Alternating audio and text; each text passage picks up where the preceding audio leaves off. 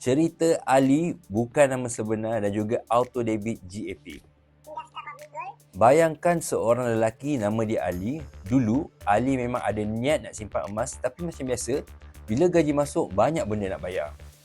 Hujung bulan, emas tinggal niat, duit entah hilang ke mana. Suatu hari, Ali jumpa satu fungsi mudah dalam akaun GAP iaitu auto debit.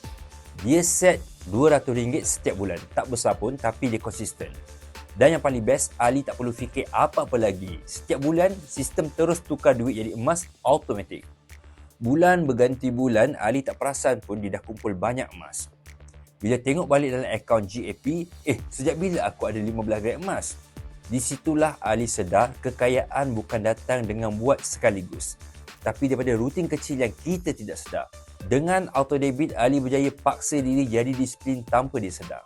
Hari ini, masa kecemasan datang, dialah orang yang senyum dulu sebab dia dah ada simpanan. Kalau Ali boleh mula kecil-kecilan, kita pun boleh.